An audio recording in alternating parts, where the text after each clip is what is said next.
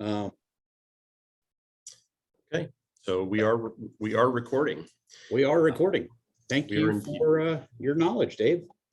Well, today, so what we're going to do is we're going to talk mostly about Google Business Profile, which used to be called Google My Business. They changed the name of it to, oh gosh, has it been a year at this point? And not a lot of other changes with the name change, but there are a few changes that are coming that I will get into kind of at the end of the presentation. First thing I want to do is just tell you a little bit about who I am. I graduated from the University of Kansas in 1984 with a bachelor's degree in journalism. I spent 25 years of my life in advertising sales, most of that in radio, but a little bit in newspaper and also a little bit in television. More than, really 20 plus years in radio. 5 years of my career were spent in marketing at Farmland Industries. If any of you even remember or know what Farmland Industries was, sort of the last remaining vestige of Farmland Industries is Farmland Foods, the bacon company, basically bacon, ham, sausage, pork products. And then I've also spent 5 years in client service with local advertising agencies. Kind of bookended my career. In fact, I started my career in advertising with a little agency called Kuhn and Wittenborn, which is now part of, I guess it was bought by Trezolo Communications some time ago. And then before I started my own business, I was with a small husband-wife owned, not really an ad agency, a marketing company called Kelly and Kelly Marketing.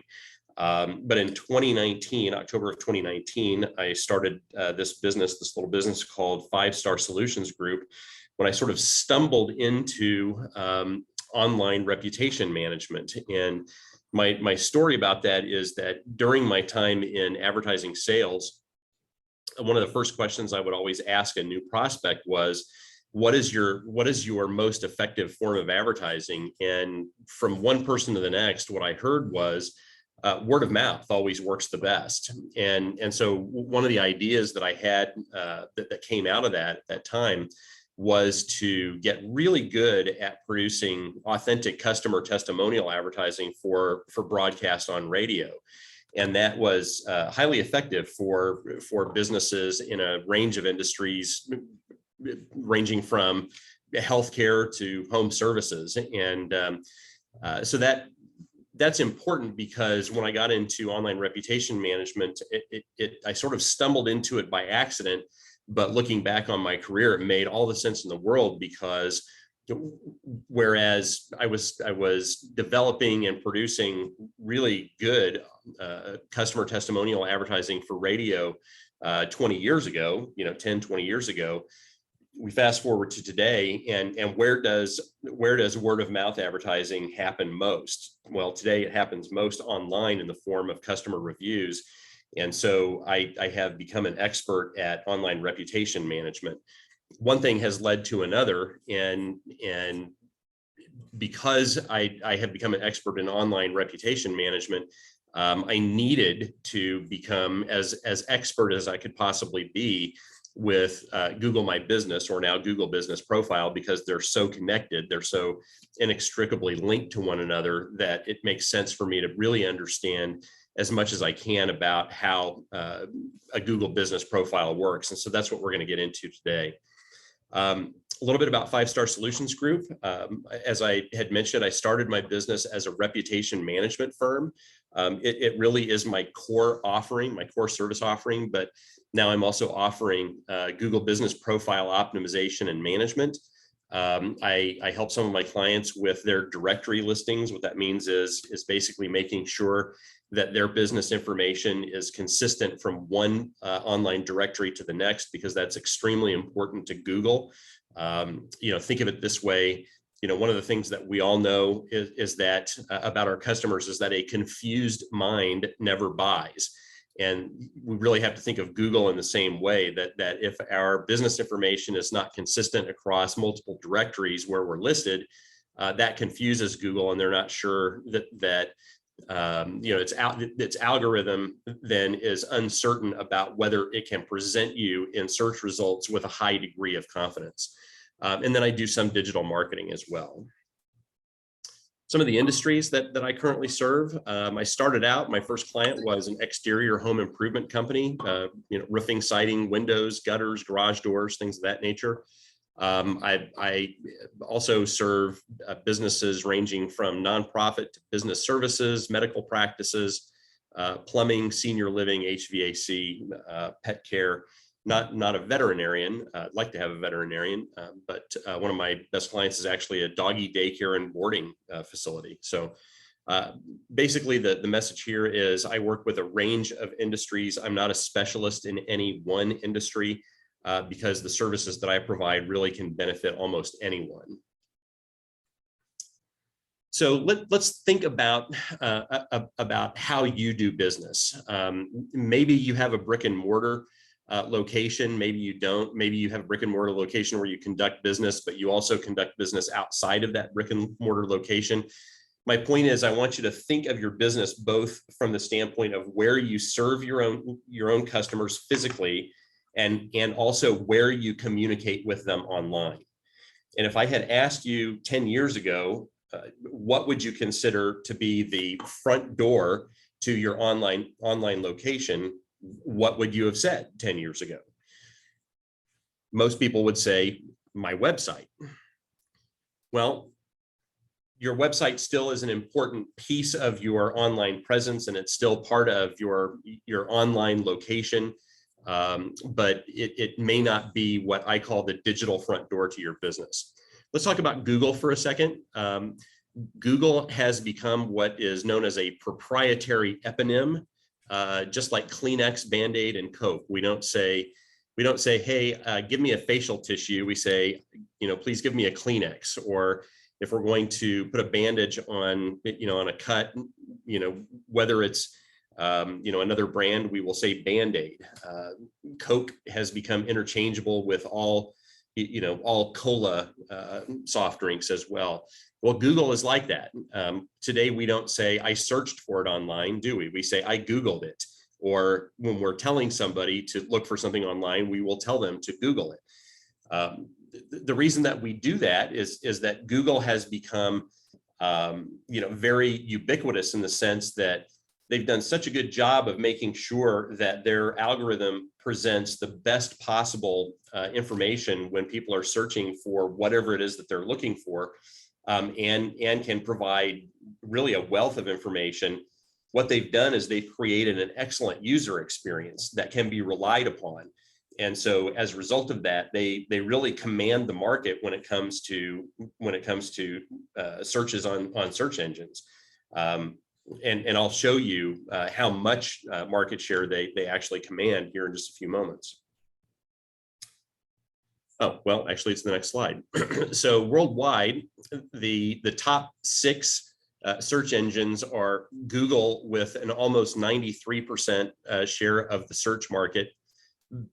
Pardon me. Bing is next at 2.78%, which quickly has overtaken Yahoo, which is the older search engine between the two of those.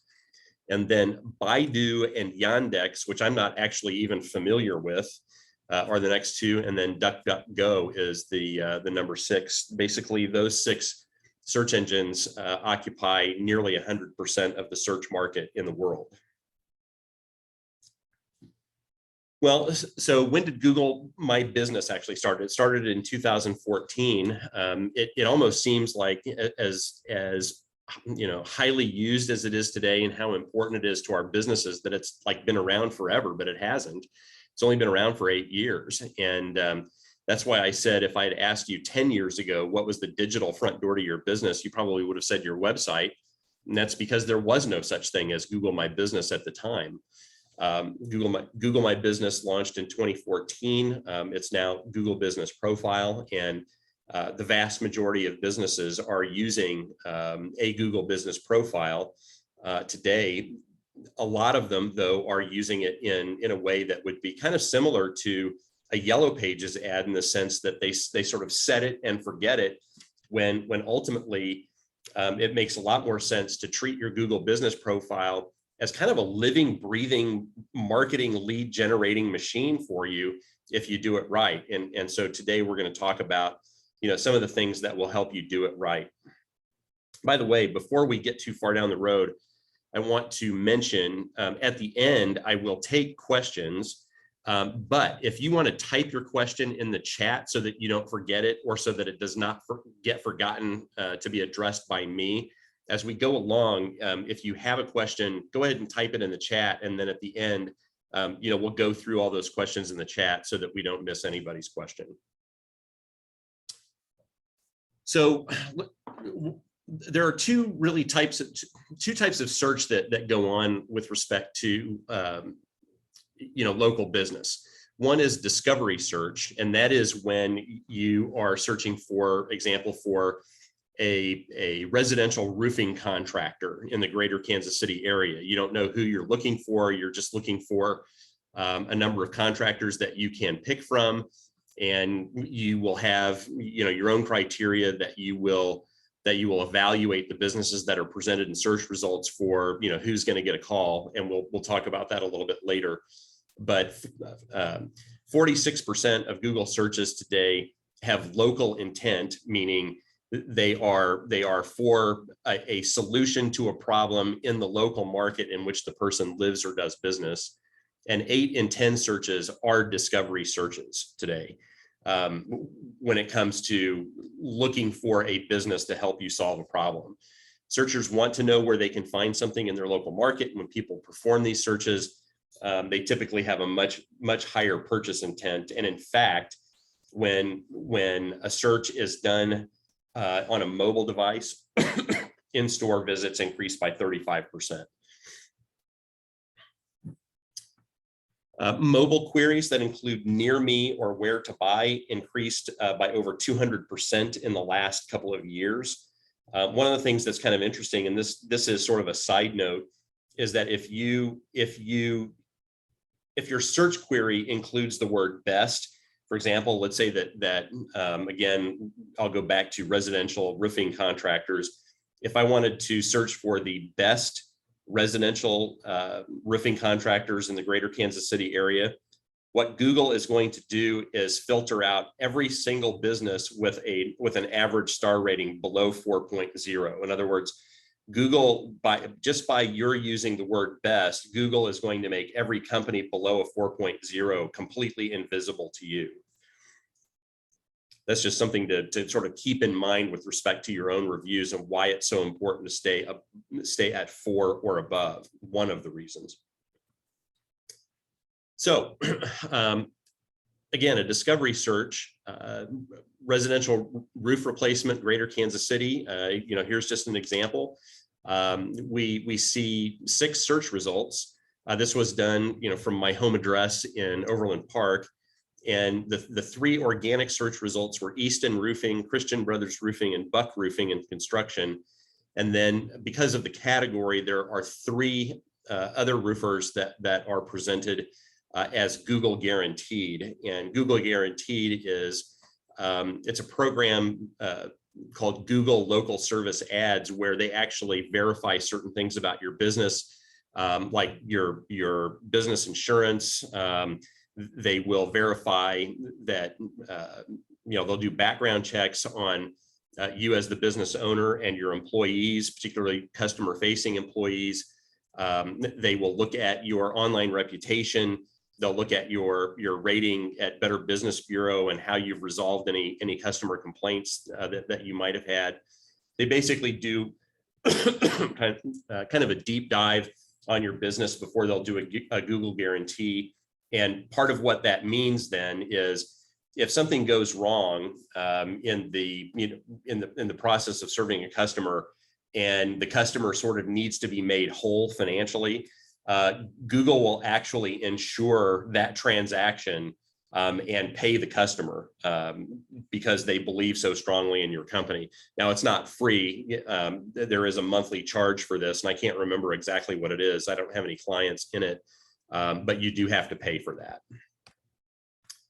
Let's see, 93% of local searches are going to result in a presentation of Google business profiles. What's interesting though is that 56% of, and this is the latest data that I can find, it was from 2017 and I haven't seen an update to this, 56% of local businesses have yet to claim their Google business profile. And there are two reasons why that's a really bad idea. One is that it limits how you can use your Google business profile to begin with, but it also opens it up for somebody else to claim it and edit your Google business profile without your permission or oftentimes even without your knowledge. So if you have a Google business profile and you have not claimed it, make sure that you do that. See, so, oh, sorry about that. Back up. 78% of smartphone users will visit a business within 1 day after discovering it in a search. Need to, hold on a second. Okay, there we go. This is, I think, if you only write down kind of one stat that I'm going to share with you today, this is probably the one. 64%, so nearly 2 out of every 3 people who do a search for a business or more specifically for a solution to whatever problem that they're having that they know that a business can help them with, 64% of people will contact a business directly from a search result. What exactly does that mean? That means that essentially they can contact you directly from your Google business profile and never visit your website because your Google business profile offers them or should offer them enough information that they can make a decision to actually contact you. Does that render your website unimportant? No, it doesn't, because it's extremely important to Google. And of course, many people still will click through to your website, but it's very important for you to understand that the vast majority of people who will conduct a search, for example, that discovery search that I showed you, residential roof replacement, Greater Kansas City, it's pretty easy to look at this and go, well, between these 3 businesses, Easton Roofing, Christian Brothers, and Buck Roofing, which one has the best online reputation? It's most likely Christian Brothers Roofing because they've got a 4.9 rating on 535 reviews. They've been in business for 10 plus years, and I can see their phone number right there. So I don't even have to click through the website. I can just call them directly from this search result. Now, another type of search is called a branded search, and that's when we search for a business by its business name. I selected Bordner Home Improvement because I thought that Kyle would be here today. Plus, they're a client, and so I wanted to be able to feature a client. But when you search for a business by name, and if the business has a Google business profile, what catches your attention most when the search result pops up? It's probably that Google business profile on the right, because it's a bigger, it almost looks like an ad, but it has all the information that you would need in order to actually contact Bordner right there. We can see that they've got a really great average star rating at 4.7 on 653 reviews. We know that, for example, I was searching from the Lenexa areas served, Lenexa and nearby areas. I know that they're, area wide. Their phone number is there. I know that I can reach them up to 7 o'clock in the evening, and I can actually, click to call them if I'm searching on my phone. So my point is, your website really is no longer your customer's first impression of your business. Your Google business profile, as long as you have one, is more likely to be the first impression that your customer is going to have of your business, unless they've met you personally or they're referred to you. But even if they're referred to you, one of the first things that they're going to do is they're going to search for you online, and the first thing that they'll encounter is your Google business profile. So let's talk about the features of a Google business profile. I had changed it almost everywhere from GMB to GBP. I'm trying to force myself to use Google business profile as much as I possibly can instead of Google My Business, which I've been using for the last 3 years. So the essential elements of a Google business profile are going to be your business name, address, and phone number, business description. That's extremely important, and we'll get into why. The hours that your business is open, a function for how people can message you. There's actually a messaging option. Your website is linked to the profile. If you're a restaurant, you have the option of having your menu on the Google Business Profile. Directions or a map, directions and a map to your location if you're a brick and mortar location. You have the opportunity to answer questions that your customers might ask. And one of the things about that is that customers can answer other customers' questions as well.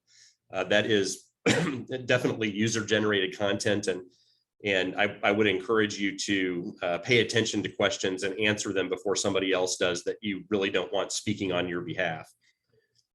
Photos and videos can be saved and uploaded to your business profile. Customer reviews, appointments can be scheduled, quotes can be requested. You can list your services and show your products. The interesting thing about that is that your services, for example, don't show up on desktop for some reason, and I don't know why. I can't answer that question, but they will show up on mobile. Your products can be shown on both desktop and mobile, and then Google posts, and then you get analytics on a monthly basis for how many visitors came to your Google Business Profile.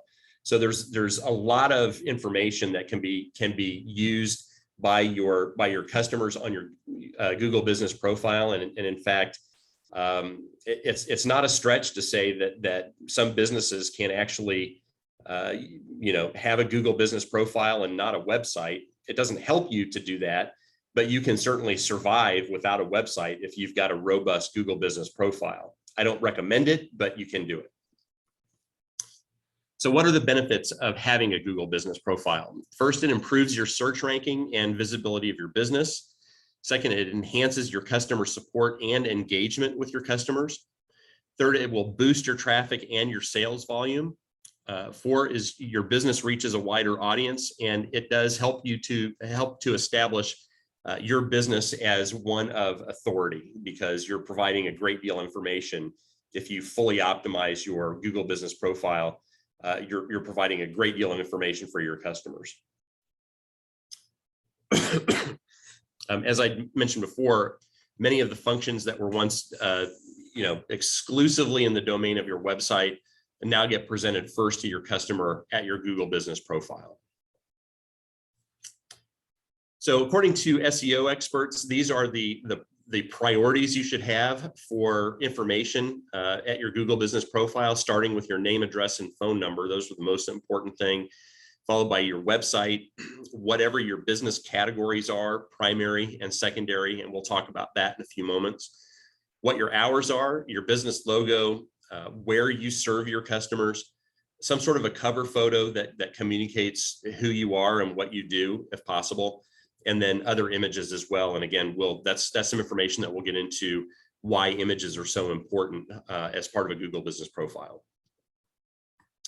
So let's talk about choosing your Google Business category. It's extremely important in two ways. One is you obviously want, when a potential customer is searching for how you can solve their problem, whatever their problem is, the category that you've chosen is the fastest way for a connection to be made between that customer and your business. There are literally, I want to say, the last time I checked, there were 1,400 business categories that you can choose from, and there's actually a list that I've linked in the presentation.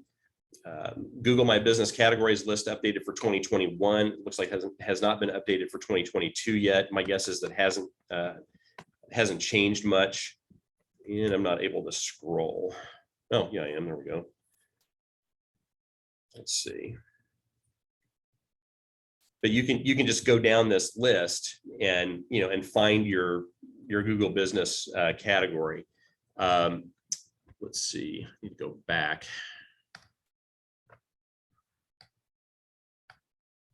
Okay. However, when you set up your Google business profile and you're asked for your category, you can begin typing in what you think your category is. And Google is intuitive enough to give you a number of categories that you can select from. Your primary business category is the one that's most important. Okay, there we go. No, we're on. Okay, yeah, so choosing your category, be as specific as possible with your primary category. The more specific you are, the fewer business you're going to compete with for customers. You want to choose your category to match keywords for which you want to rank. For example, you might want to use a keyword, you might want to do some keyword research to find out what are the keywords that you want to rank for, and then try to match your category to those keywords. There's been some thought with respect to secondary categories, whether you should have a lot of secondary categories or have just a few. Really what you want to do with secondary categories is make sure that they match up with content that you have on your website. One of the examples that I'll share with you here in a little bit is a client, Ryan Lawn and Tree, and they offer lawn care and tree care and plant health care and landscaping and pest control. So they've got a lot of categories that they're doing business in, but each of those categories is well represented on their website. So even though lawn care is their primary category, the other four match the content on their website, and so they are appropriate secondary categories for Ryan Lawn and Tree. Okay, the next most important thing is your business description. This is a step, interestingly enough, that a lot of businesses either overlook or just miss entirely. And you have to think about your business description in a couple of ways. One is how it communicates to your customer exactly what you do and how you're going to solve their problem. But it's also a signal to Google when it comes to matching you with customer searches. So the more detailed your business description is, or the more specific it is about what you do, the better you're going to show up in search results. Just a few quick tips. Your first sentence should always make clear what you do for your customers, and should tell your potential customer how you're different from your competitors. You might include some things in your business description, like things that make you stand out from your competitors. Things like how long you've been in business, or even if you're a brick and mortar location, are you located near a landmark, which makes it easy for you to be found. You can add your phone number for your location in your business description, but you cannot include your web address. So do not do that. Your business description will get rejected if you put any link to a website in the business description. Again, you'll want to research keywords for your business, and you might use 2 or 3 of the best keywords in your business description. But my advice would be, don't try to overdo it with keywords, because that is something that Google considers to be spam, and they might reject that that business description and basically make you do it over. And then finally, don't use the space in your business description to try to sell specific products or make specific offers.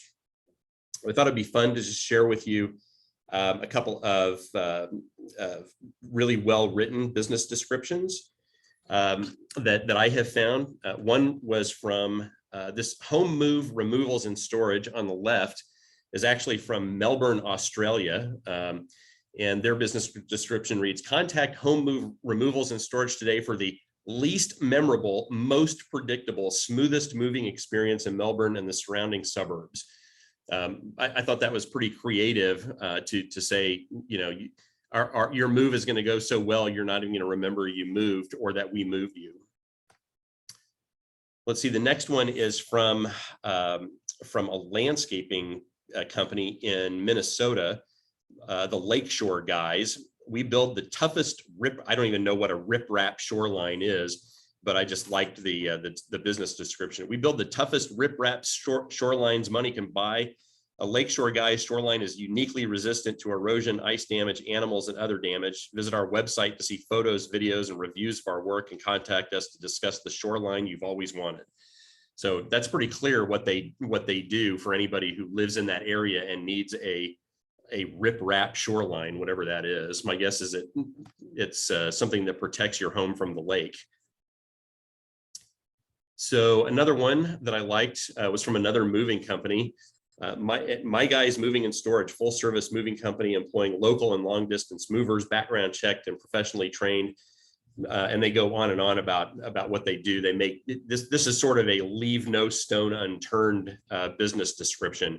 They want to make it extremely clear what they do, who they do it for, how far they go, who they serve, what their service area is, and the types of things that they move. And then just to keep it a little closer to home, one of my clients, On the Ball Doggy Daycare in Prairie Village, they do a great job particularly in that first sentence. Like I said, On the Ball is an upscale dog daycare and boarding establishment whose devotion to dogs is shown through the loving care and attention we give to every pup. One of the other things I liked about their business description was they specified a 1 to 10 staff to dog ratio, which basically ensures their clients that their pets are getting lots and lots of attention while they're there at the facility.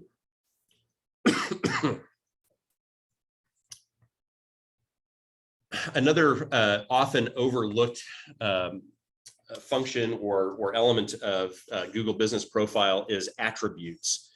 If you're not familiar with what attributes are, they are short descriptions of your business that help to better match you with customer searches. For example, let me give you some examples. So let's see. Actually, examples are on the next slide. The purpose of attributes: they keep your business relevant in searches. They help you rank higher in searches because you're going to be a better match when somebody is searching for something really specific. They improve your online reputation, and they contribute to a better overall customer experience. So let's talk about some attributes. They would be things like accessibility. For example, if you are a brick and mortar location and you have handicap parking in front of your front door, you might want to say that. Or if you have, handicap restrooms, you might want to say that if you think that might be important to your customer. Minority or veteran owned, or I included in minority, although it's not really minority, woman owned as well. So if it's important to you to make sure that people know that you are, woman owned, minority owned, veteran owned, make sure to choose that as an attribute for your Google Business Profile. For the last couple of years, health and safety attributes have been important to people as we've gone through the pandemic. They're not quite as important today as they were a year ago, or particularly 2 years ago, but they might be things like, temperature checks, and, we require, face coverings, things of that nature. I still have on my Google Business Profile as health and safety attributes that all of my business is conducted by appointment, and that, and I also specify, not as an attribute, but I specify that I abide by all of my clients and prospects requirements for COVID health and safety as well. You can indicate what types of payments you accept, what credit cards you accept, check, ACH, Venmo, PayPal, etc. So you can specify those types of things. If you're a restaurant, you can talk about amenities like Wi-Fi, high chairs, children's menus, dining options. You can show breakfast, catering, lunch, dinner, service options like carry out and delivery, or offerings like a gluten-free menu. If you're a hotel, there are a number of things that you can specify as well. But basically, the point of choosing attributes, again, is to help people who are looking for very specific things connect with your business. So make sure to choose any and all attributes that apply to your business.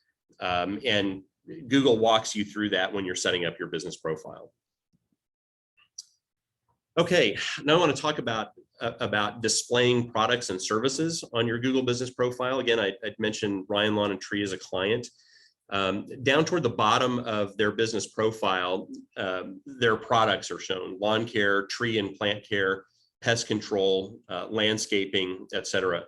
Now, when you choose, for example, tree and plant care, and you click on that, it's going to go to a pop-up that gives a little bit more information about what Ryan Lawn and Tree does for tree and plant care.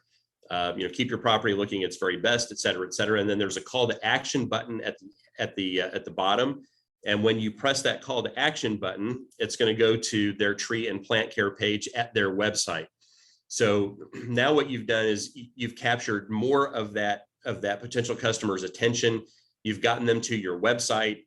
You've given them an opportunity for live chat in Ryan's case. And frankly, you've got the opportunity to have them looking at your other products and services as well.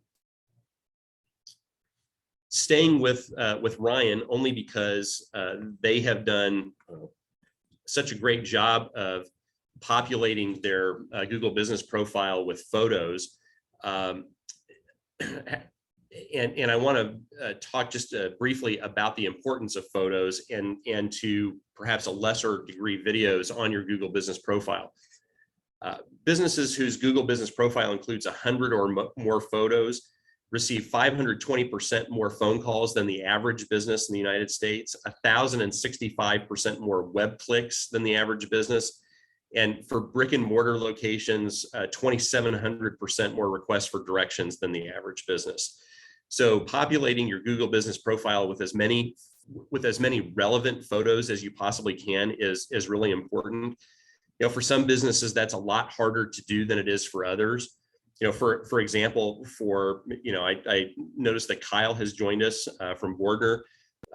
They have great opportunities to populate their Google Business Profile with photos of projects that they've done, both before and after photos, so that they can show the difference between what the home looked like before the new windows went on and after, or before and after new siding, et cetera, or bathrooms, for example. I know that they do bathrooms. So photos are extremely important both to customers, and they're really important to Google.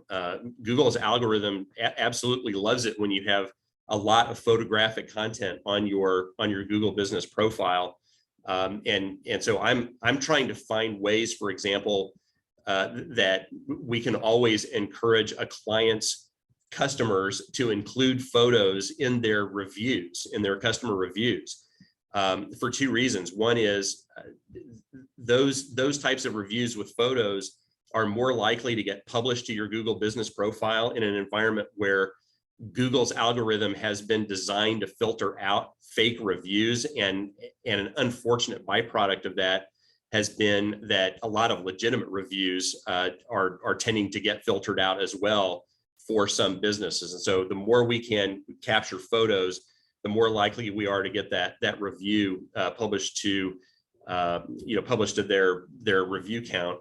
But at the same time, those photos, they help a customer see what it is that you do. One of my favorites, actually, that I didn't even include here is, and it's not a client, it's just a friend, Cerna Brothers Hauling. They're kind of like a locally family-owned 1-800-GOT-JUNK site, kind of a business. And Rich and Bill Cerna have done a great job of populating their Google Business Profile with literally hundreds of photos of junk piles in customer homes as a way to tell their customers, this is the type of junk we haul away. But they've also been very, very wise in publishing those photos to their Google Business Profile, because they know that the more photos they have, the more engagement they're going to get with their customers. One thing that I've added that I haven't talked about before is the Q&A section of your Google Business Profile. This is from another client of mine that I haven't specified, but I noticed when I was putting this presentation together that this particular client had 15 questions from their own clients. They're actually a physical therapy clinic, and they have done a great job of answering those questions. And one of the things that's cool about the Q&A section of a Google Business Profile is that you can actually upload your own frequently asked questions. You can ask questions yourself and answer them yourself. And it's just a way of getting more information in front of your customer. So one of the recommendations that I would have for you is think about all the questions that you get from your customers and what are the most common ones. Make a list of those questions, upload those questions to your Google business profile, and then go in there and answer them. Now, it's not going to help you with your search ranking, but it does help you with engagement. And at minimum, when you answer a question that a customer has asked in your Google business profile, you are showing your potential customers, hey, you take customer questions seriously. You want to answer those questions. And what you're doing is you're showing that you're paying attention. Okay, Google Posts. Again, Google Posts may or may not help you with your search ranking, but they are great for engagement. They do help you engage with your audience. They can increase your website traffic, depending on how you use them, and they can improve conversions as well.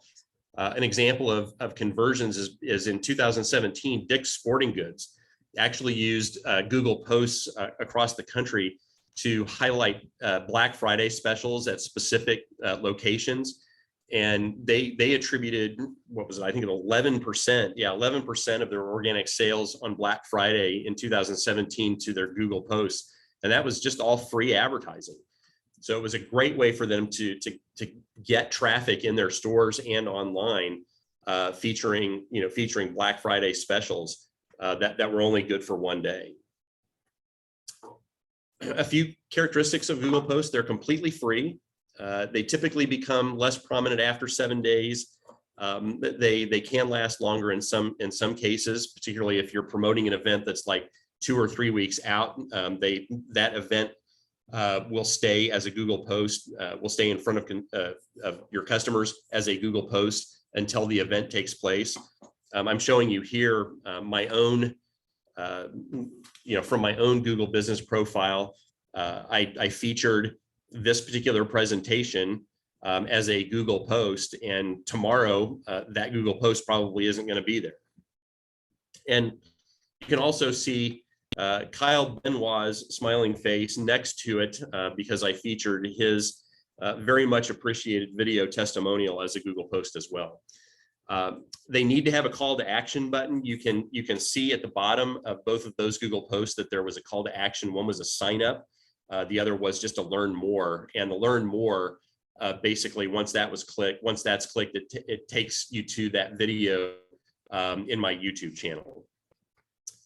The types of posts that you can do, things about products or events or special offers. You can talk about something that's new in your business. You can feature open employment positions that are available, special promotions, events, new arrivals, almost anything that you can think of to promote in your business, you can create a Google Post for. I should also mention that Google Posts they're very easy to do. If you have ever posted anything on Facebook, you will find that creating a Google Post is about as easy as that. Okay, I want to talk about a couple of things with respect to the Google Business Profile app. If you have a Google Business Profile and you've been using the app, whether on desktop or on your cell phone, and I forgot to circle it from the cell phone screenshot on the right. But if you use the Google Business Profile app, or what used to be the Google My Business app, you need to know that app is not going to be available that much longer. Personally, I like using the app because I think it's the easiest way to edit and update my Google Business Profile. But even though Google hasn't said exactly when it is going away, I've received, I think, 3 notices in the last couple of months that it's not long for this world, unfortunately. So just be aware that if you go looking for the Google Business Profile app, either on your desktop or on your phone, and you click on it, at some point, you're not going to be able to update your profile using that app anymore. So how will you do it? There are going to be a couple of ways for you to do it. One is if you own your Google business profile, you can actually just search for your business name. You basically just Google it. In my case, I would Google 5-Star Solutions Group, and to the left of my business profile, it's going to give me all of the functionality to edit that profile that I would need. It's not as intuitive for me as the app is, so I'm having to kind of get used to it. But there's really nothing that you can do with the app that you will not be able to do using this sort of form of a dashboard. You can also edit your Google business profile through Google Maps. So if you click on Google Maps and you enter your own business name in the search bar, your profile will come up, and I've circled exactly what you will press in order to start the process of updating your profile. It's that Manage Your Business Profile button. So what if you do not have a Google business profile? The first thing that you're going to do is start at Google Maps, and what you'll do is you'll click on that, and then you'll enter your business address in the search bar. On the left, you're going to see something that says business profile, and what you're going to click is add your business. Or after you've added or searched for your business address, you can right click anywhere on the map and then click add your business. Or in the top left corner, you can click the menu of the map. Let me go back. Let's see, it should show like right here where you see the 3 horizontal lines. You can click that and then click add your business. From there, it's really a function of just following the on-screen instructions to finish signing up for your Google business profile. One other thing I want to address kind of in closing, let's see, a couple of things. If you are a business that does not have a brick and mortar location, one of the things that Google is going to ask you to do is specify, do you conduct business at your place of business, or do you conduct business away from your location? For example, here it says, I deliver goods and services to my customers at their location. That makes you a service area business, and it changes the way that you'll be presented, or the way that your profile will be presented. Instead of showing your physical address and showing exactly where you are on a map, you are going to get to determine what your service area is, and the map that shows up is simply going to show what your service area looks like. When you create a Google business profile, one of the things that's going to happen is that Google is going to verify that your business is your business. And there are a number of ways that can happen. They can mail you a postcard that takes a few days, and the postcard will have a code number on it that you'll go back to your Google business profile, and then you'll enter that code number, and your business then is verified. In some situations, you might be able to verify by phone or by email. You will just have to go through the process to see which way Google wants to verify your business.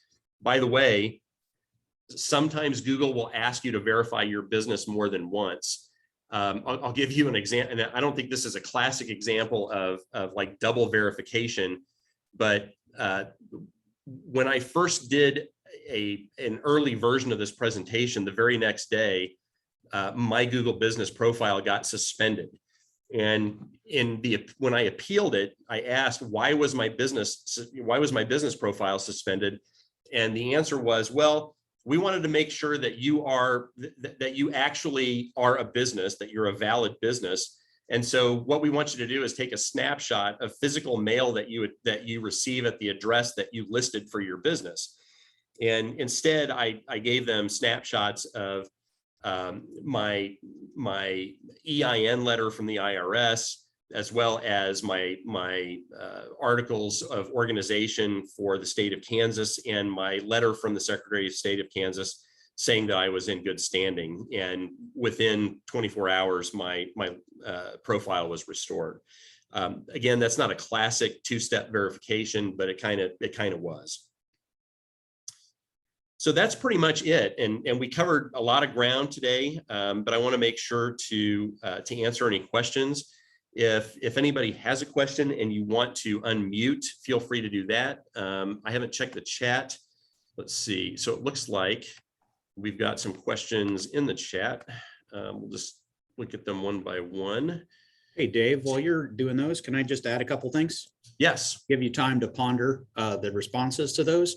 So I would say this has really been good information. I appreciate you taking the time to putting all this stuff together, because even though I've had Google My Business page for a long time, doing things like this just gets the wheels turning in my brain. And I realized that I haven't really looked at this recently. So I need to go back in and update the services, my service area, maybe add some photos, add some updates, things like that too. Is there a good, and when you update things, I think you might have said this in there, but when you update it continuously, that's going to help Google realize that you're still a very valid business, and they're going to push you up, higher to the top of those rankings.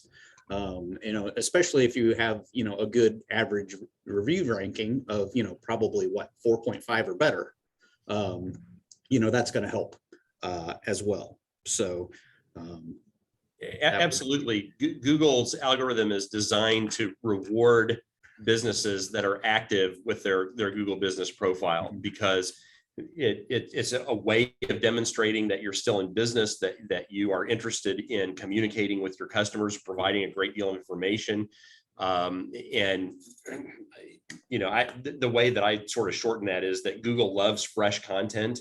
And so anytime you can update your Google business profile or your website with fresh content, Google's algorithm really likes that. So is there a certain time frame, like you should update it every so often? Is that like every couple weeks, once a month, once every 3 months? Was there a good rule of thumb? Adding a Google post like once a week is always a good idea if it's appropriate. So try to think outside the box a little bit about, what you can do with a Google post. Like in my case, for example, when I first became certified HIPAA compliant for my healthcare clients, I wanted to put that out there as, something new about my business. And so I included my certification seal as a visual, and then described why that was important to my healthcare clients. Mm-hmm. So that was just something new about my business. As I said, you can go back to, any type of Google post and create something. So that's fresh content. So as far as, the posts are one thing, but how about the actual content, like hours, service areas, products, those type of things? Well, you only want to change those if you're, actually changing those. For example, if you're updating, for holiday hours, that's an update. If you, here's one thing. So I saw this business description for, I think it was a hot tub dealer in Ontario, Canada. But during it's like during the summer months, they sell hot tubs and spas, but during the winter months, they're selling indoor exercise equipment.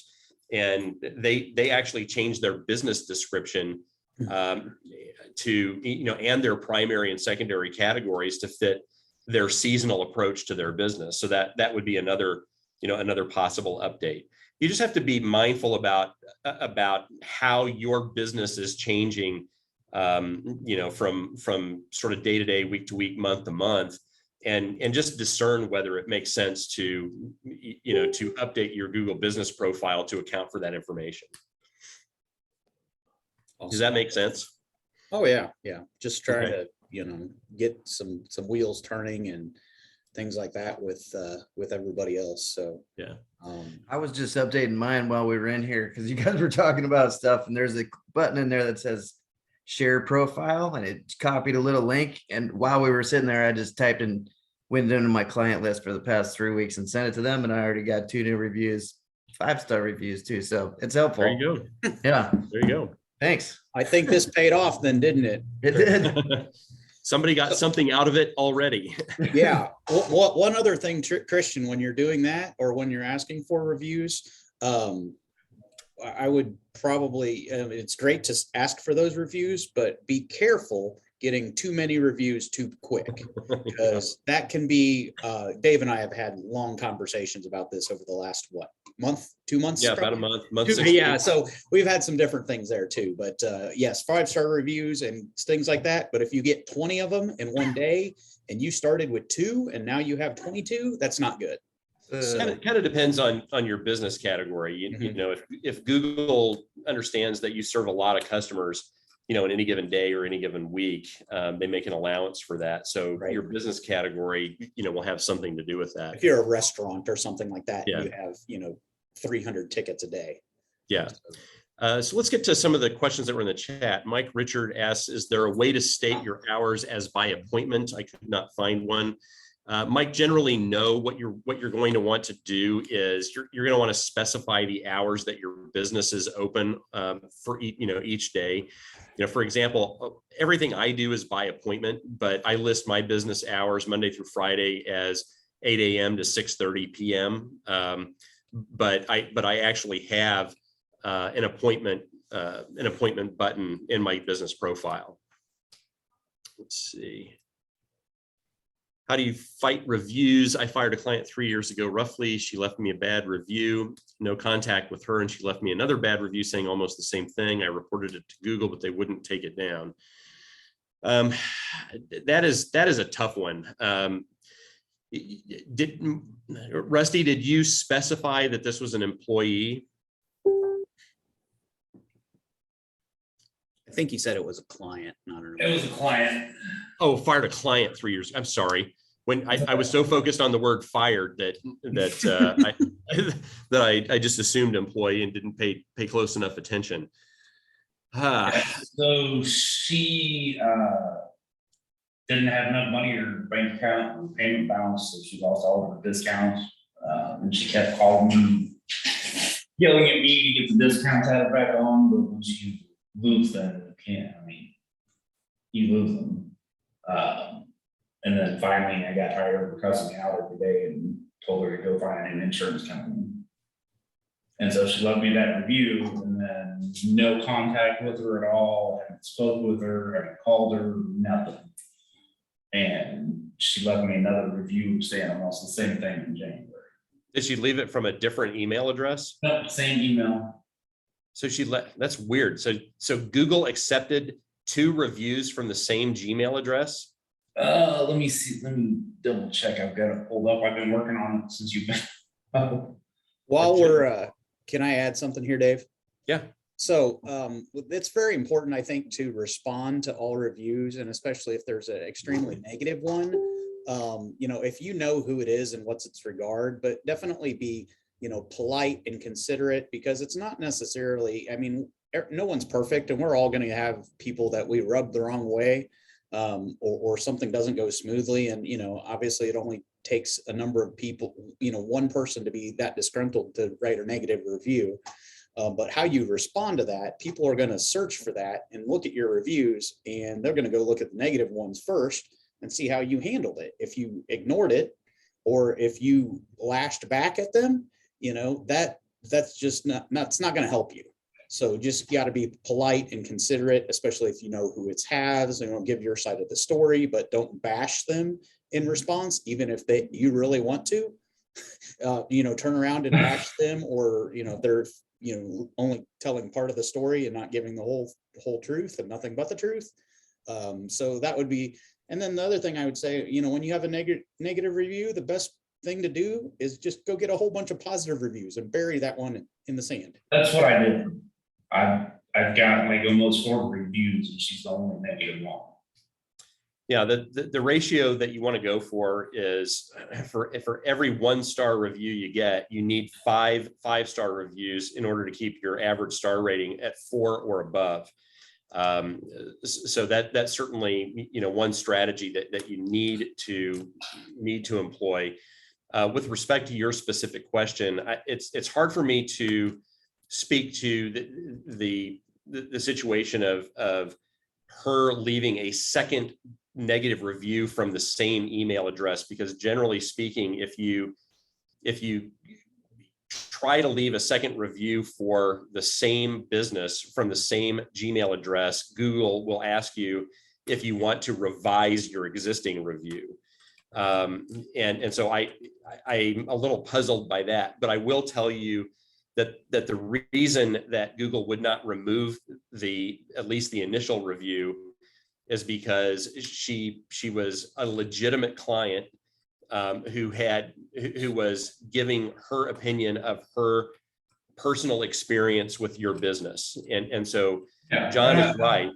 I'm fine with her initial review. I mean, I straight up told her to find somebody else because I got tired of dealing with her. But I don't think that it's called for her to go back 2 to 3 years later with no contact and then leave this basically the same review. Yeah, that's weird. I would suspect that she created a different email address or something like that, or used, a boyfriend or a husband's or something like that to leave a second review, because even though the name might be the same, I don't know if you can click on the person's name and see, what kind of reviews they write, just in general, if they're positive, if all they do is, complain about other, business, whether it's, roofing, siding, inspections, CPRs, if all they do is write negative reviews, that doesn't give them any credibility. But if the person writes a bunch of 5-star reviews and then they write, a 1 or a 2-star, then that actually gives that reviewer, more credibility to the general public. So Kyle and I had this conversation while we were at the rooftop, 2 weeks ago. So I noticed that the next couple of questions are. Hey, let me jump in real quick, Dave. I looked up Sure. because I'm super curious about Rusty's situation. She used 2 different accounts. Okay. Yeah, that makes sense to me then. She left it 3 years ago, and then she came back a year ago to say it again a different way. It looks like her first account only has 1 review and 0 photo. Her newer review, also a 1-star, has a profile. She's considered a local guide. She's got 65 plus reviews under her belt. So she opened up a second, or had to get a second email and left a second review. And I mean, if you read, did you read her first review that she wrote? She says that she let her payment bounce and everything. Yeah, so I'm just getting clarity down to the fact that the reason she has 2 reviews is because she used 2 different Gmail accounts. People can only leave 1 review per Gmail account per business. Okay. But there's nothing stopping people from leaving a second one. I would apply to Google to get rid of the first one or the second one based on just saying it's spam or duplicate. Yeah. I've only had luck after about 5 requests to Google for any of those. So just know that's going to be a little bit of a long uphill battle. One strategy, and it's not the easiest strategy in the world, but one strategy to really sort of lean on Google to get them to delete that review, one of those 2 reviews, would be to identify a number of people that you may know who have local guide status with Google, because they have done reviews for a number of businesses, and to ask them to actually come to one of those 2 reviews and report that review to Google. And Google will ask why. Frankly, the reason for deleting one of the 2 is that the 2 together represent harassment, and that violates Google's content policies. So that would be the way to do that. Google, they put a lot of credibility, or they put a lot of faith in local guides. So if you know even 3 or 4 or 5 people, who are local guides as reviewers, they can report that review for you. I'm a local guide. I'm actually have local guide status on 2 different Gmail accounts. So I could help you with that. John, I'm sure, is a local guide. Kyle's probably a local guide. I already did it. Okay. I found it. Yeah. That's the beauty of having 2 screens going. So yeah, so we might be able to help you out with that one. Mhm. The last couple of things were about critiquing Google business profiles. I'm going to decline to do that, but here's what I am going to do. Let me go back to, okay. So if you would like to have a free Google Business Profile consultation, all you have to do is send me an email before 6:30 p.m. tomorrow, and we'll set up a time when I can do that for you. So the answer is I don't really want to do a critique here because I don't even know what time it is. We're over time right now. We should Yeah, it's probably wrap it up, 5:14. so. So I don't want this to run any longer, but I do want to offer that for you. So if you want to make a note of my email address, or I can put it in the chat, and then you can simply save the chat. And let's see. Yeah, that'd be the best thing I think to do. So while you're typing that in, I want to appreciate you guys doing this. If you got some good news and feedback, feel free to give Dave a shout out. Tag him in the group, get some posts. If you find this valuable, even if there's, just one little smidge, if you knew everything, but, there was one sentence that really resonated with you, that would be great. I hope to see you guys, especially those who I have not met in person yet, at our event next Wednesday. Check the thing on the group, feel free to bring one or two other quality business owners. If you don't know them, it's going to be pretty large. There might be upwards of 100 people. So there'll be plenty of people to meet there. And it's a really cool venue as well. Kyle can attest to that. So thank you guys for hopping on here. And thanks, Dave, for putting this. I know he spent hours putting together this presentation and tweaking it and retweaking it. So definitely, if you have the opportunity to use him or refer him to somebody like that knows that they need to optimize their presence and they're not really doing it and they don't want to do it or don't have time to do it, that's going to be a good referral. And that's a way that you can thank Dave for his efforts here today. So you have anything to add? Parting comments, Dave? I do. I have just one request, actually, and that is, if you feel like this was a valuable presentation and that you learned something from it that you feel like you can apply to your own Google Business Profile, do me a favor, please, and go to the KC Business Owners Connections webpage and maybe just leave a comment about the presentation and what maybe you learned from it that you feel is going to be helpful in your business. I really appreciate that, just to get a little added credibility with the group that subscribes to the page. Yeah, so both the page as well as the group are both fair game. There's a business page and we basically use that just to funnel people into the group. On there, that's where all the magic happens, is within the group itself. So Kyle, do you have any parting thoughts?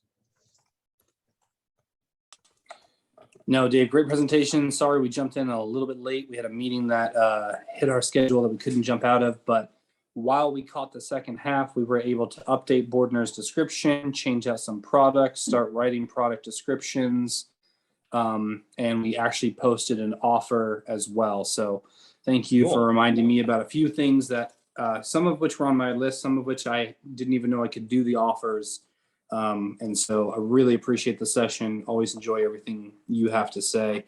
I can't stress enough for everyone else in the group that if you have questions for Dave, and if you want this free consultation, please do not dilly-dally. Get on that email and get that scheduled with Dave. Always a pleasure to listen to you, Dave. Thank you so much. Thanks, Kyle. All right. Yeah, man. Let's sign off, and you guys have a happy, whatever today is, Tuesday afternoon, and go have a great remainder of the rest of the week. So see y'all. Thanks for having me here. This is a pleasure. Thank you, guys. Save the chat. That socially awkward part of the Zoom where you don't know whether to Yeah. smile or just leave. forwarding stopped. All right.